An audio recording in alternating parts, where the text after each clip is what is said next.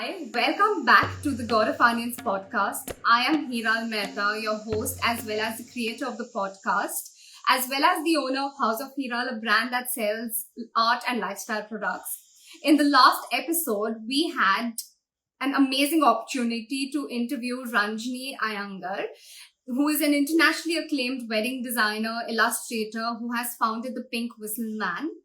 Today, for our new episode, we have Sadhika Gupta, a lettering and engraving artist, also known as the Delhi Doodler, who is worked for clients such as Google, Jimmy Choo, and more.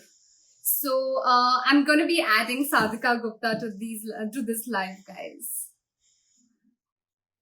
Hi to Hi, you. Sadhika. How are you? I'm very good. How are you? I'm good. I've been seeing your work. They are so amazing. I really love the quirky ways where you do the calligraphy, and I love the colors which you add to your calligraphy Thank artworks. you. Thank you so much. It's a Yeah, pleasure to be here. I'm so glad. It's a pleasure having you on my platform. So, yeah. Before we even begin, Hiral, I had a question to ask you. Why is your Yeah. page called the God of Onions? Of all the gods in the world, why is it called the God of Onions? Yes. So I'll tell you why it is called as the God of Onions, because it's based on the philosophy of onions. So Okay, while I interview artists, so what happens is the layer opens and then you right, go inside the layer while I interview people. So right. that's why I don't call my episodes as episode one, episode two. I call them layer one, layer two, layer three. Oh, that's Yes. interesting. Thank you for So, that yeah. trivia. So if you see the poster as well, I have not mentioned it as an episode. I've mentioned it as a Right, layer. right. That's interesting. Thank you for letting me know. I was just wondering. I was like, I will ask Hiral when I go live. Yeah, so that's the philosophy. It's kind of quirky, a lot of people say, and it's very different, but it also has a powerful, what do you say? It has Reason a very behind it. powerful, Yeah. yes, a meaning behind it. And when you listen to the word God of Onions, also it sounds more powerful and vibrant. So yes, Right. yeah, Lovely. yeah. So I think we will start with our interview now. I'm so glad a Okay, lot of sure. people are joining. Yes, Yes. great. So I'm going to start with my first question. So my first question to you is, how do you promote positivity through your art? So I think when you, so I don't advocate to be, to be a positive person or to be a preacher of positivity or, any of those things. They're not mentioned in my bio. But I think positivity is kind of like a result or a byproduct of what I create and what you feel when you see my art, right? So True, true. it depends on how you what you feel, what goes on inside you when you see a Delhi Doodler artwork, right? And if you feel a sense of positivity, if you feel like, oh, this is so cute, or this is so cool, or this is so intriguing, or I must try this since I know a little bit of lettering. So I think that kind of accomplishes my goal as an artist. So I think positivity is not something that I promote per se, or I preach to be a positive person or anything of that sort. But I think it's nice if you feel a sense of positivity. So it's kind of Positive. like a byproduct of what I do and the kind of art that True. I make. True. I think I find it very positive or vibrant. Your artworks are very colorful and vibrant, and I'm sure a lot of people who follow you, they find your artworks and your work very positive. So yes, Right. I think that's what, yes. So I think I'll start with my next question then. My next question is, if you are creating something for a client, how do you meet their needs while keeping your style? So this is a very interesting question, and I understand where you're coming from because when you go on the Delhi Doodler feed, you see a plethora of things going on. I mean, you see some really sophisticated calligraphy. You see the very next post, you see some really quirky, watercolor lettering going on. And the very next post after that, you may see an Urdu sher. I don't know, something related to Devanagari or anything. So I understand where you're Interesting. coming from, because if you look at my feed, it's got a lot of things going on within calligraphy and lettering. So it's not just got one theme to it. So when you are somebody as an artist, you who has multiple skills, or you dabble in multiple scripts, you also tend to get different kind of opportunities. So like you mentioned in the introduction, I have worked for luxury brands such as Jimmy Choo and Ferragamo and Tiffany and all of those. And working for them Wow. requires a different level of understanding of their clients and what would they like to see, when they visit True. the store, versus working for a client like Google or HP or Starbucks, which give you more creative freedom. And they're like, okay, we're hiring Delhi Doodler. So we know that you'll create something fun and, like you said, positive and, something interesting for us. So just go all out, have fun, just make us a nice doodle or something. So I think the answer to your question would be to place yourself in the shoes of your client and kind of understand what would their customers anticipate, what would their customers expect when they see something on the page of Starbucks or HP, right? So Wow. it involves a different, in some sense it requires a level of empathy, when we're understanding, and kind of understanding where your client is coming from, what do they need exactly, and basically trying your level best to meet their needs. So I think it requires some sense of empathy, and you can't be really strict, with True. that, this is my style, this is the only thing I'm going to do. I like to be a little more open and flexible, and offer a variety to my clients and be like, True. okay, if this is not working out, what do you think of this option? Because I can do that. I can dabble in multiple scripts, in multiple styles. So I'm kind of flexible like that. So I would like to say that I think practicing multiple art forms and catering to different types of clients requires some level of empathy and understanding, I think. True, true. I think that's the reason you are here where you are and the Delhi Doodler. And I think that's why I think your strength is understanding the philosophy of your client well. Yeah, And I agree. I Yeah. think it also requires to be fearless when you try a new technique or try something new. And I think that's what you are. So Yeah. that's very I don't know about interesting. fearless, but yeah, I do like to kind of just experiment and have fun. I mean, if I were to do only one thing I can't imagine myself doing the same thing for the next 10 years. So I ultimately have no option but to explore. Right. So I explore watercolors, I explore multiple scripts, Wow, multiple styles. So when you build interesting. such a diverse portfolio, you end up getting a lot of different types of clients from all True. walks of life, right? So, yeah, I think fearless could be, you've given me some food for thought now. Now I will You ponder know, over how fearless I am. there's a reason I have said fearless because, there are many people who I know, where, they say that, I have to learn this before I have to, go to I somebody, agree. or I don't even know the technique. How am I going to explore that? And, Right. while you have had multiple clients from luxury sector and while you have had understood your client's philosophy so well. I'm sure a lot of people are commenting. I'm sure Sadhika's clients love her. I'm sure that there is a certain something which requires less fear while you experiment something new, which not everyone That's very has. true. Now that I think about it, and I completely agree with your explanation, I think a lot of people just get in their own way, and sometimes I do too. what if this doesn't go right, or what if this experiment fails? And that happens a lot with us as artists, especially because of social media, and because we're always in this comparison game, right? True. But so I think, yeah, definitely creating something new does require some experiments and some level of fearlessness, for sure. Yeah, Fearlessness. thank you for that. True, true. I think someone's asked, Krishu Creation, sorry, but what is the meaning of God of Onions? I mean, why onions? I think I'm just going to explain the philosophy again while new people have joined. That God of Onions is basically based on the philosophy of onions, where, the people who I interview, they are the God of Onions because, the layer opens, and while it opens, it gets inside.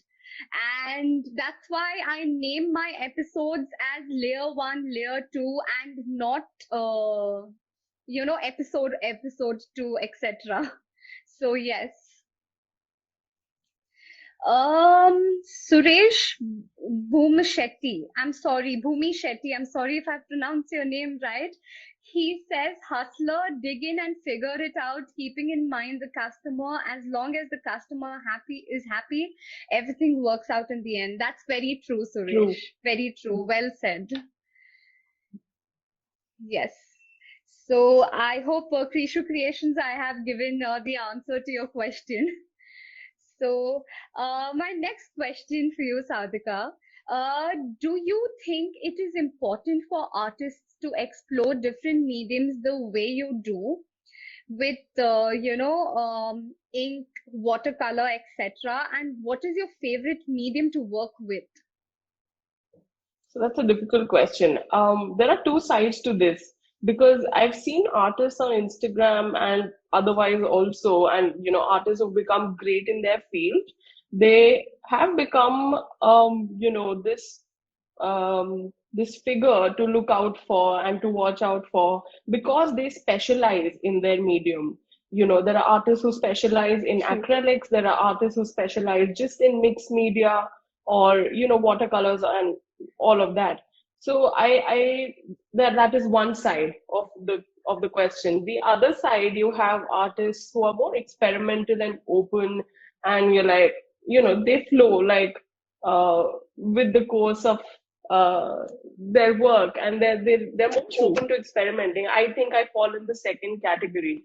So I think it's kind of, from my personal perspective, I think it's important that even if you stay within your niche, let's say your niche is calligraphy or lettering, then within that, it is actually very important that you go out and explore different mediums, because that opens up your mind to different opportunities that exist beyond pen and paper, right? True. So if I had never got an iPad, I would have never known or tried iPad lettering, which is such a time saver, and which is such a cool skill in its own way, right? It is. Um, yeah, and similarly within calligraphy lettering, there exist multitude of opportunities related to, say, painting a mural on the wall, or doing chalk lettering for a cafe. So I think it's important to understand different mediums, because once again, you're able to offer that many options then to your clients, and you can confidently say that, hey, it's okay if you're not happy with this option, we can explore, let's say, engraving, or we can explore mural, or whatever, painting on uh, hand painting signs or something. So from my perspective, and especially with regards to my field, I think it's important for artists to experiment with different mediums, get a control, get a grip of different mediums, understand how does watercolor flow, understand how does sign painting work. Even if you don't specialize in it, you should try it out, because it opens True. up your mind. It kind of True. and especially more so when you are in a creative rut, if you feel like, I'm kind of bored, I've reached a sort of plateau with my work, I don't know how to go next or where to go next from here, I think it's a great option to explore something completely different that will make you uncomfortable, that will make you challenge yourself, and and just, go out there and have fun. So I think it's important from my perspective. But if your goal is to just be, the best Spencerian calligrapher in the world, or if your goal is just to be the best copper plate calligraphy artist in the world, by all means, just stick to that one script and specialize and practice. Put in your heart and soul in that one thing and just nail it. Yeah, I have seen people succeeding in both of the categories. Interesting, interesting. So, while you've said that, you have experimented, I think it's a beauty also in experimenting the way you do with different techniques and the different, Absolutely. It's mediums a which lot you of fun. use. Yeah. It's a lot of fun. And I think, looking at your page, I'm sure that, it's very beautiful. Thank you. Uh, Great. So I think Kulsum sisters, when the artists, they say hello, hello, ma'am. They saying hello to you. Yes, great. So I'll go to my next question now. My next question is, what drew you to try lettering? Hmm. So, I think the beauty of letter forms and just the fact that you can express something not just by way of writing, but by way of drawing letters is what drew me to try lettering in the first place. Because, and for Interesting. those of the listeners that are not aware, calligraphy is more about writing something with a specialized tool, like a pointed pen or a broad edge pen, whereas hand lettering that Hiral is talking about is more about the art of drawing letters, even if that's with a pencil.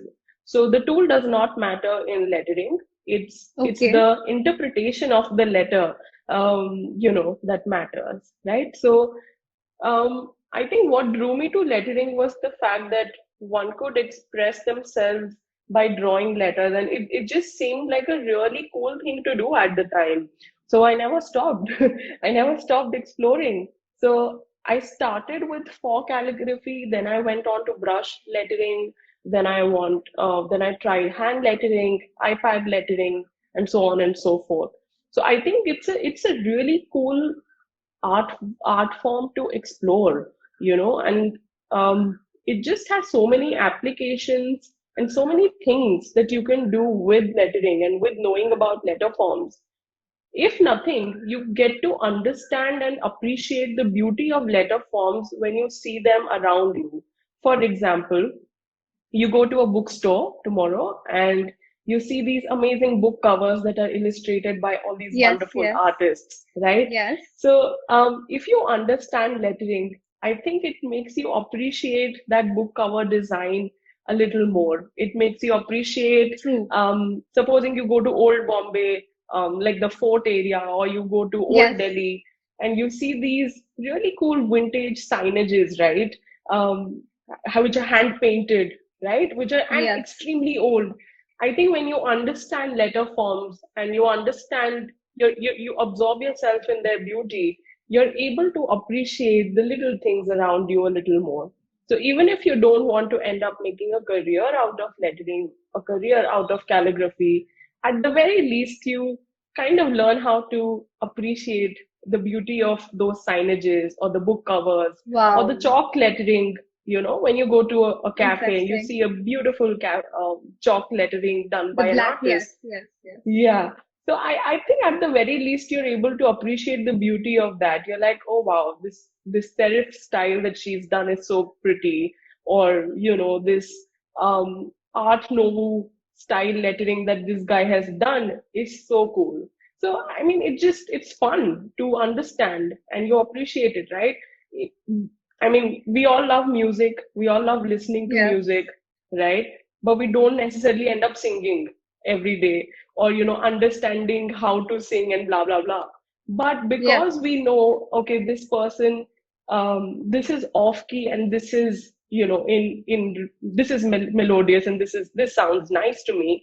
When you listen to something on, let's say, Indian Idol or any other show for that matter, yes. you're able to kind of enjoy it better. Connect. You're able Yes, to see, yeah, you're able to kind of have fun listening to a participant and be like, oh, this was such a nice rendition of that song, yeah. you know? So I think that's True. kind of the answer to your question.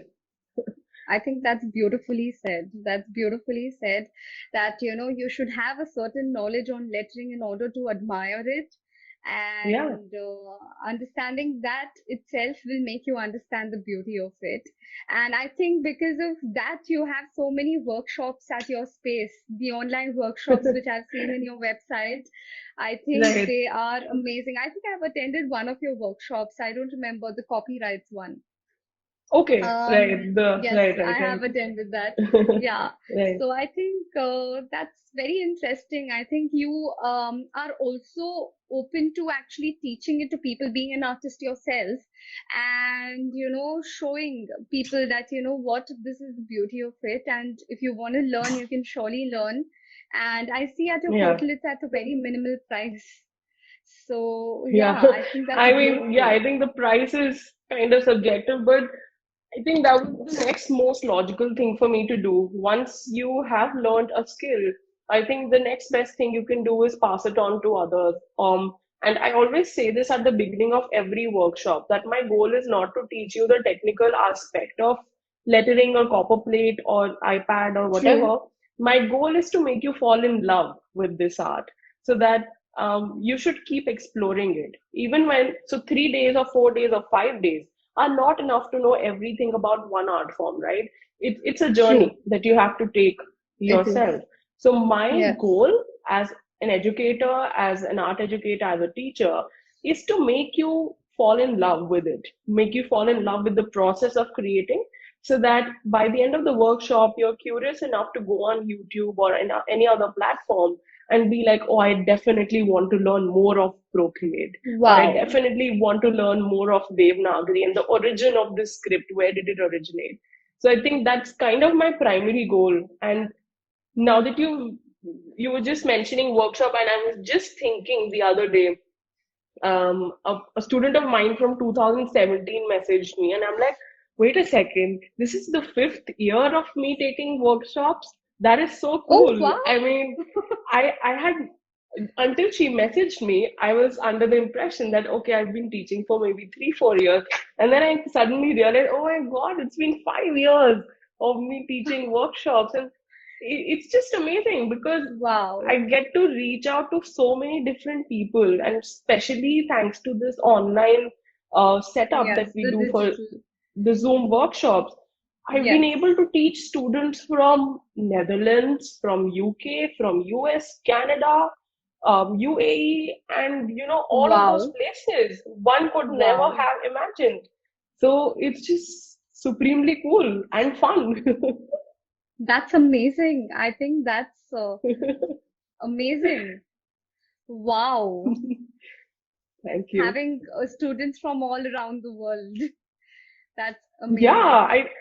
it's very humbling and it's very gratifying, to know that there are people from all over the world who are following you, and who are willing to learn from you. They have art educators in their own country, and they've Yes. placed their trust on you to teach them. So I think that's just really nice and it's True. really kind. Wow. Wow. That's beautiful. That's wonderful, I think. Okay. So I'll go to my next question now. That is my last question. How do you practice mindfulness through art? Okay, so I'll be honest. I mean, since the time I've taken up calligraphy professionally, for the first 2 years of opening Delhi Doodler, it was just a hobby. There was no intention of making money out of it. There was no Yeah. business model. अभी भी कोई खास business model नहीं है, to be very honest. I just Okay. do it for the fun of it. But since the time I've actually started teaching and taking up all this professional work, a lot of my time goes also into the back end and the admin sort of work, and replying to emails, making sure the clients are being answered, and making sure everything is in place, and handling social media and all of that.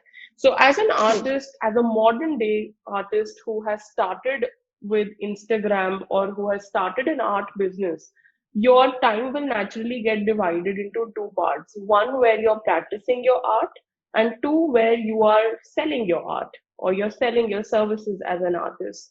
So mindfulness through art is something that I'd go back to every night before I go to sleep. And you cannot practice, it's not necessary that you have to practice mindfulness by sitting for 3 hours and practicing your art. It it can be done by way of making your to-do list in calligraphy. It can be done by way of if I'm attending a seminar or a client call, I'm taking notes and I'm doodling my notes. So I think at any given point of time you can practice your art and achieve that mindfulness. What is mindfulness? Mindfulness is when you're absorbed, right? When you're Interesting. immersed in what you True. do. True. So it's a little difficult in this day and age to be completely doing one thing at a time. To be honest, one has to dabble in different sort of works. One has to answer clients on WhatsApp. One has to send mock-ups to customers. One has to reply to emails that your order is on its way. And one has to also post on Instagram to maintain the feed and whatever else. So I think as we progress and as social media just gets more powerful and effective, it becomes a little more difficult to get time for yourself and get time to achieve that mindfulness. But I kind of try to give at least 10 to 15 minutes, if not more, to any art form that I practice, whether that is doodling, whether that is calligraphy or anything. For those 10-15 minutes, I'm not doing anything else. For those 10-15, mostly that happens during the night because that's the quietest True. time of my day and there is no disturbance. There's nobody around. So it's just me and my tools. And I've actually mentioned this on my Instagram stories a few times that whenever I have a long piece to work on, let's say a poem or something else, I always end up doing it late at night, like after midnight, just because it's so enjoyable at that time. Quite. There Yeah. is nobody around, there is nobody ringing the bell outside, there's nobody expecting an email from me at midnight. So at that time, I can just fully immerse myself in the experience of creating that beautiful artwork for which I'm being paid. Wow. So I try to spare that time for mindfulness towards the end of the day. And it kind of resets me for the next day so that I don't feel like I've missed out on something or I've missed out, on the beauty of what I'm doing. That way you're just constantly in touch with your creative side. True, true, true. That's quite inspiring, I think, because, um, when I had sent a mail to you, you were so prompt to reply. I think the way Yeah. you organize yourself is amazing because I'm sure your day-to-day activities, you have so many things to do while you said that, Yeah. you have to focus on the operations or the admin bit of it. You have to focus on, working for your clients. I mean, it gets very difficult to get mindfulness, as you said. So Yeah. it's quite Yeah. inspiring to actually understand how you actually manage your time. And, I'm trying to get better at it every day, to be very honest. There are times when I struggle to find work to do something on the personal side. There are times when I'm too engaged in something personal to give time to social media and, true, everything. But it's a trade-off. It's a constant trade-off that you have to do. You the at one point of consistency. time, you just have to figure out which one is more important and which one should I prioritize. So I'm trying to get better. I am definitely far from being perfect at managing my schedule and being organized in life. I'm far from it, but It's, I'm trying to get a little better with every I passing think, day. understanding at the level which you are in right now, I'm sure it must be difficult, but you trying to do that, I think it's huge and it's quite inspiring for the other artists as well. Thank So you. I think that's very well said. And the time you actually responded while I had sent a mail to you and you like instantly responded, I was like, wow, how does she manage to be that organized? So, that was So something very intriguing for me. It's just something I picked up very recently, actually. I was seeing this video, and this person said that if it takes less than 5 minutes to do, then do it now. Then don't push it for later, because then it will keep running at the back of your head that I have to reply to True. Hero, I have to reply to Hero. So if something takes less than 5 minutes, I do it immediately. So replying to your email Wow. was just like a matter of 30 seconds. So I try to just get things out of the way so that I have Interesting. I more think I time at the end to make art. Wow, I think I should learn something from you. Yes. Bhavna asks, is the session saved on IGTV? Yes, this is going to be saved on IGTV. Once it gets saved, in few days, I'll be shifting this interview to podcast as well as our YouTube channel. So after that, you'll also be able to see it in those platforms. Yes. Lovely. So great. So, as it was my last question, does anyone from the audience have any questions for Sadhika? Okay. I see so many hearts, so Yeah, I many love it people. when people send those hearts, flying hearts. I think since I started interviewing you, I think there are so many flying hearts. Like so many people are so excited. You know, see, this I'm too trying to coming. control myself, actually, because you're saying that this will go as a podcast. Normally, when I'm doing a live, I give this introduction, like a rock star welcome to everyone who joins my live session. So I'm trying to control myself and be a Why little don't you? more and be I I think you should do that. You I'm just should. trying to behave myself because I know this will go as a podcast and on YouTube. So I don't want to be like, grabbing too much No, attention. but no, but maybe you can actually, while this live also will be edited for the podcast, why don't you actually do that?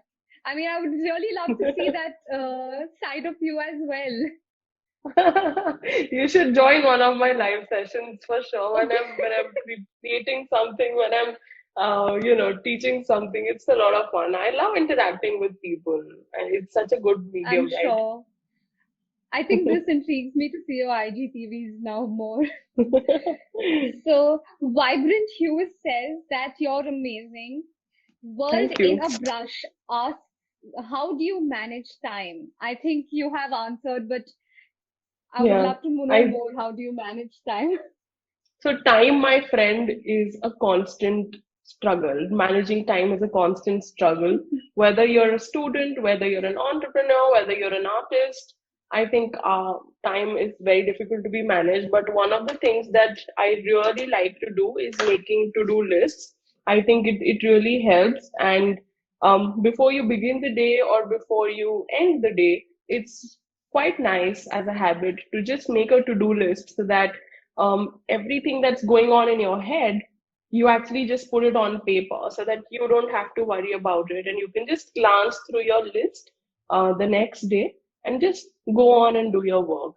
One of the things is that, and the other that I have recently started developing this year onwards is waking up 1 or 2 hours before my actual time that I used to last year. So till last year, I used to wake up like 9:30, 10, a little chilled out and whatever.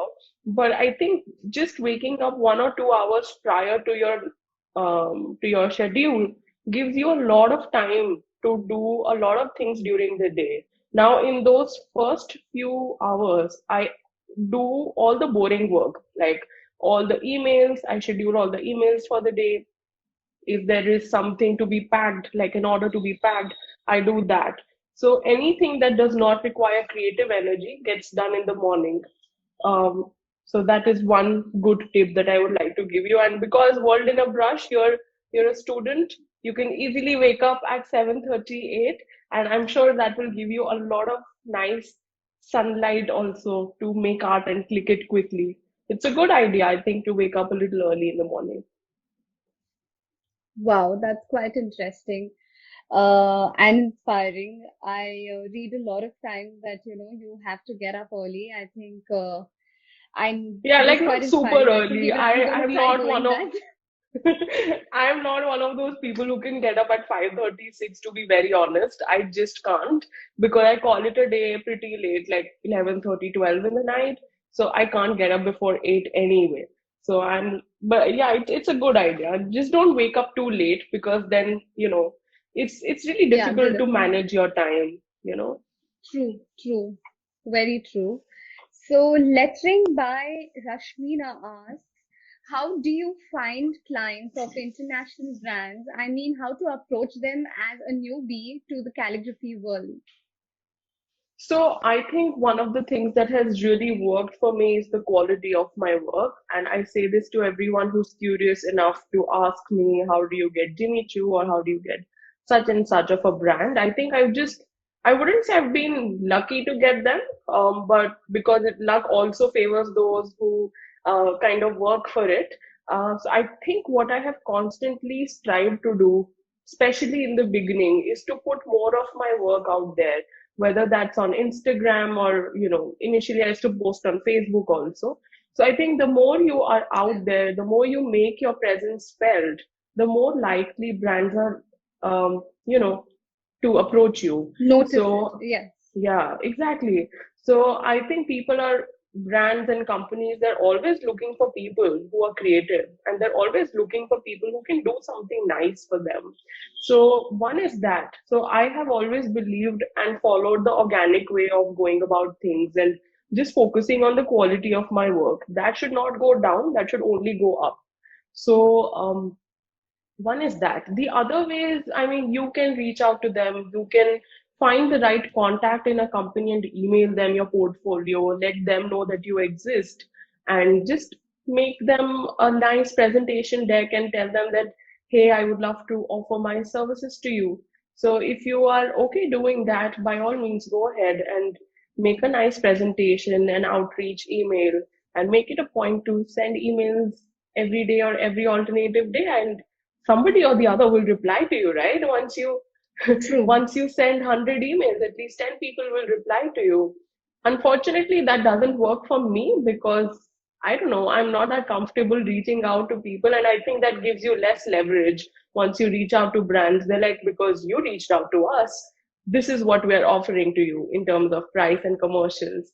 So I like to have the higher hand when it comes to negotiating price and money. So I like, well, and it just feels better when brands approach you, right? You're Yeah. like, you know what I mean. So, and fortunately for me, it's worked well so far, touch wood. And there have been clients to approach, and different sorts of clients. Yeah. Wow. Lovely, lovely. Palette of Joy says your artworks are just the best, Sadhika.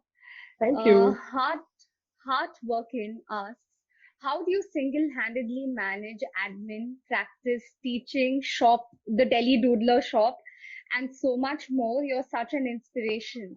So I have Thank seen you you. shop. You sell paints as well, right? Yeah, we sell a lot of Those stuff, not shiny. just, yeah, Wow, they are yeah. damn So, quirky. They are very quirky. thank you. So, Yes. hard working, to answer your question, it's not easy. It's definitely not easy. And as I answer this question, at the back of my head, I'm thinking to hire more people, definitely, to ease out, with some of that work. But so far, so good. I have been able to manage, I wouldn't say very well, but I have been able to survive, sort of, and, just get by. The way to do that is, again, to divide your day in different parts, and divide your tasks in different parts. So you club all the admin work together, you club all the creative work together, and you club everything else that you can't put in a category together. And then you schedule your time. That say, in the morning, first 2 hours, I'm only going to be creating artworks, or in the afternoon after lunch, I'm going to be only answering emails, or sending out emails, or answering DMs on Shop Daily Doodler, or whatever it is that works for you. True. So I think blocking time in that sense, and demarcating time for different tasks, it's a good idea, because then you naturally develop this habit that, okay, in the morning I have to pack orders, I have to reply to emails and do all the boring work, get that out of the way. And then in the afternoon, I'm doing all my creating and, actually working for clients. And then in the evening, I can do something else and finally call it a day True. with making some artwork. So I think blocking your calendar, blocking your schedule, and making a to-do list is a good way to get things out of the way. Interesting. Interesting. So I hope Sadhika has answered your question, heartworking. The next question from Vibrant Hughes is great tip. Honestly, I'm struggling to get up early, but I hope to follow it. I sleep like a baby during the morning. How do you make a portfolio? Any Okay. tips? Okay, so very interesting and very interesting that you asked me. I don't have a portfolio. I would have loved to say that I have a portfolio on a website like Indiefolio or Behance or something, but I'm just too lazy. I think I've always considered Instagram and my profile to be my portfolio. So I think it's kind of okay doing that, but that's the lazy person approach. If you're actually serious about whatever field you're in, supposing you're a graphic designer or illustrator, and you actually want to make a really good portfolio, um, just put your best of the best work in it. Do not ever put something that you're not happy about. Do not put something that doesn't excite you. If it doesn't excite you, it will not excite your potential Excite client, someone else. right? Exactly. So it's the energy that your work gives out. Right, like I said in the beginning, I don't preach to be positive or anything. It's the energy that my work transpires right across. So put your best Interesting. work together, compile it in a basic PDF, and just give an explanation. If you go on Google and just search for portfolio templates, I'm sure you'll be able to find something that works for you, where you can put your work, put the description of your work, the process of your work. How did you go about making this artwork? What was the thought behind it?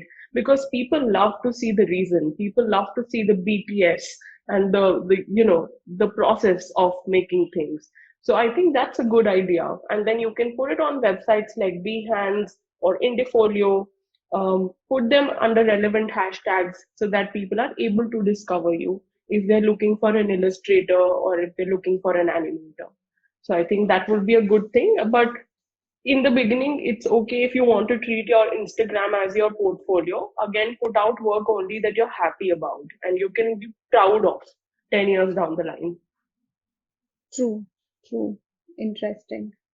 So, my calligraphy tale says, I just want to say that it is your post which intrigued me, and I got to know about calligraphy. So, a big, big thanks for that. That's amazing. That Wow. is so I cute. think there are a lot of fans of yours here. नहीं नहीं यार friend Lettering fans नहीं है हमारे friends है वो सारे friends. Wow. Lettering by Rashmina says, thanks genuinely answering. Stay blessed. Kriti Garg says, do you have a team or do you work alone?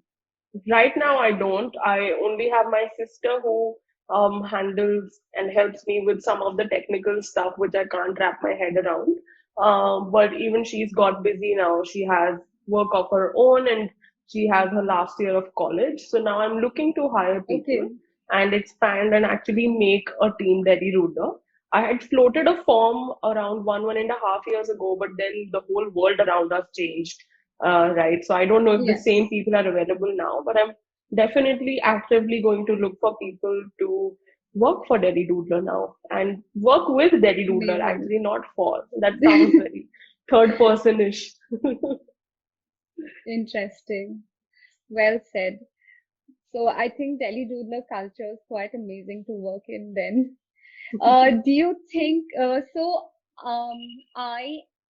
am Dhruvi asks, do you think creativity is inborn or can be achieved through practice?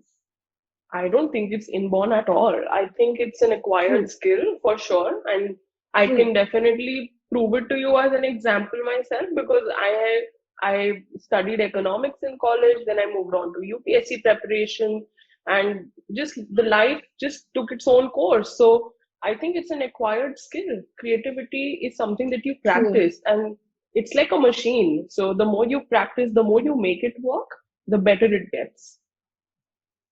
True, true. Heart Workin says that's great advice. Love your work a ton. Lot, thank you. Art Truck 77 asks, you did a live on finances last month. Please organize some more. Do you have Okay. anything planned for this month? I don't have any lives planned, but that's a good idea. I've been kind of busy handling two, three big projects right now. But as soon as I find some time, I will be sure to come back on IGTV and definitely discuss more of the finance. I think that's really important. Interesting, interesting. I think I should be watching the finances IGTV soon. Vibrant Hughes says, awesome, well explained, more power to you. Thank you. Doodles and me. Love your work, Delhi Doodler. And a lot of people giving hearts to you. So, a lot of Thank you. friends of yours who love you here. Thank you. Yes, yes. Thank you. So, does anyone else have any questions? Do you all have your questions answered? I hope they are. Padidhi asks, hi Dee. I wanted to ask, as I've just finished my 12th, I really want to help you. Is there anything that I can do for you as an intern, please? That is so sweet. Yeah, that is so sweet. And I get these DMs, quite often, and I don't have a perfect answer to them because there's only so much help that I need and so much help that one can do. But I will be sure to, Paridhi, I will, whenever I, give out the form for joining Team Delhi Doodler, please be sure to fill that and, add all the things all the skills that you can contribute to Team Delhi Doodler. And yeah, maybe we can be a nice team. Great, great. So, we are going to be having 10 minutes more to this live. Okay. So, I'm going to take just few more questions. Um, Dome of Arts asks, how do you price your work? Okay. So I've struggled a lot with pricing, especially initially, because I did not understand on what to base it. I did not, in the beginning, I would just take the material cost and, I would just kind of eyeball on how to price my artwork. But then I gradually realized that art is more than the material cost that you pay for it, right? Art is definitely True. not more. So then there are a lot of factors now that go into my pricing. Uh, I think your Uh, voice is I think gone, your or voice is gone, or is it just is me it who can't hear? just me who can't hear? Um, Yeah. I can't hear you. Yes, Am I I can hear audible you now. now? Yes, yes. Okay. Yeah. So there are a lot of factors now that I consider while pricing an artwork. One of the things is I have a base price, and this is something I've developed myself because I cannot, even if something is really simple, let's say you tell me to write your name, and it's a very common request that we get as calligraphers. Can you write my name? Or can you write my name because I want it for my wedding card or whatever? It's a very simple thing for me to do. It's a 10-minute job. But apart from those 10 minutes, I'm also investing time in talking to you on Instagram, getting information, giving you the details of the payment and how to giving you some options, creating, two, three artworks for you. So it's not just the 10 minutes of creation that matter. It's the back and forth and the whole process of serving you as a client, right? That also True, require a lot of time and patience. So true.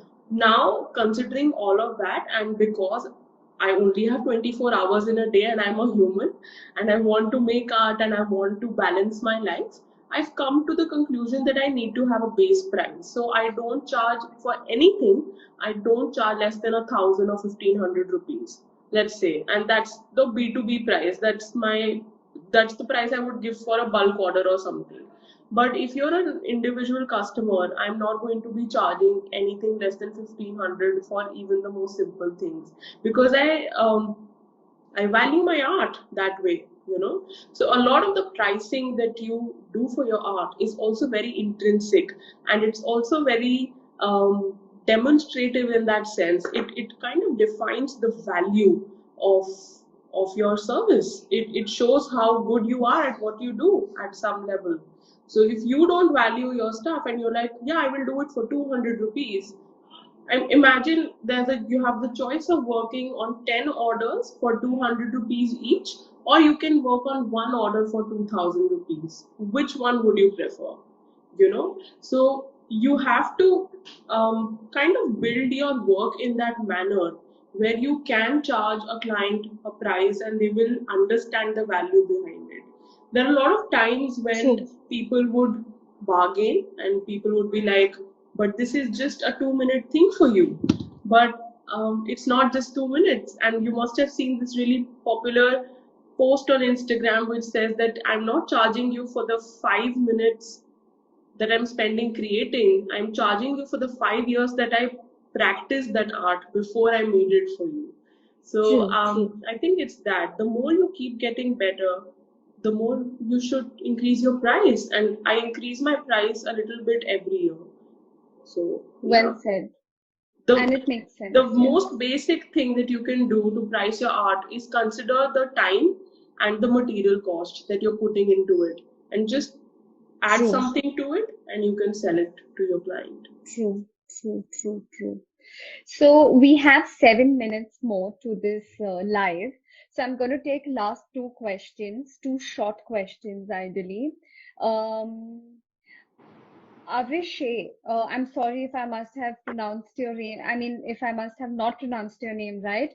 Thank you so much for organizing this. I'm a little curious about when you started doodling and calligraphy. I think, as Sadhika said, 5 years back, right? Yeah, it's been 5 6 years now. Wow. I started it in 2016, and since then, yeah, I've just hung on to it.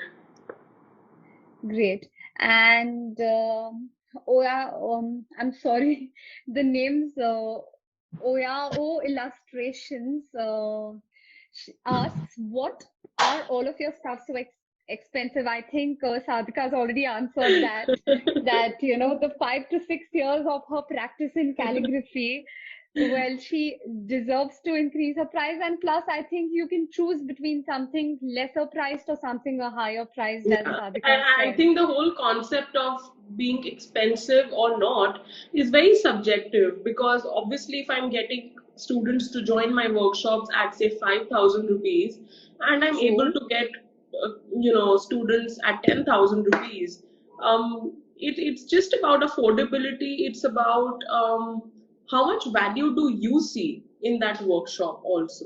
true, So there true. are people who charge 15,000 rupees for a similar workshop because they have 20 years of experience in that field, right? I'm Yes, charging you what I yes. think is a fair amount for a group workshop. So I think the whole concept of being expensive is really subjective. It differs from True. people to people. Yeah. True, true. So last two questions. I'm sorry, those questions are quite relevant that I can't miss them. Whom did you learn calligraphy from Ohio Illustrations? And Dome of Art asks, how did you start with customers? Guys, these are the last questions, please. Okay, Yes. perfect. So I learned calligraphy by myself largely. I also attended a few of the workshops, especially last year. I ended up attending a lot of online workshops. I just took advantage of the fact that we have extra bandwidth and there are a lot of international educators teaching online. So I attended quite a few workshops then. But I always go back to practicing myself. I think that's the way I prefer to practice and learn. True. You can take something, some information from somebody, but if you don't end up applying it, if you don't end up practicing it after the workshop, it's of no use. So True. yeah, I've learned from quite a few people. And to start with customers, I think a good way is to build your portfolio, or whether that's on Instagram or otherwise, and maybe you can reach out to potential customers, or they can come to you. There are only two ways that True. it works. And So good amount of inventory as well. yeah, you need a good amount of inventory if you're starting an online shop, for that matter. But If you're into services, make sure what you're putting on Instagram or your portfolio is a really good piece of art that people are tempted to buy it. Great. And which brush pens did you start with? OIO illustrations. I I hope start this is the last question. I started with Sakura brush pens. I got them from a stationery fair. I specially bunked my UPSC class one time, coaching class, and went to the stationery fair, got those brush pens. So I started with Sakura, then I started with Camlin, and yeah, now I have a collection of I think more than 30 brands. Yeah. Amazing, amazing. So, okay, I have taken the last question and I have 3 minutes with me to conclude now. So, yes, I'm glad. I mean, I think this interview has gone very soulfully, and I have loved interviewing you. It has Thank you. been very soulful for me as well. And you get the vibe when you interview the person. It's been amazing. It's been a So, pleasure. thank you so much. Yes. Thank you so much, Sadhika, for being a part of my platform. I'm extremely honored to have you on my platform at God of Onions. So this IGTV is going to be saved, guys. So if y'all have any questions or anything at all, y'all can rewatch this IGTV or y'all can DM me or Sadhika if y'all Right. may have any questions and we can take that offline.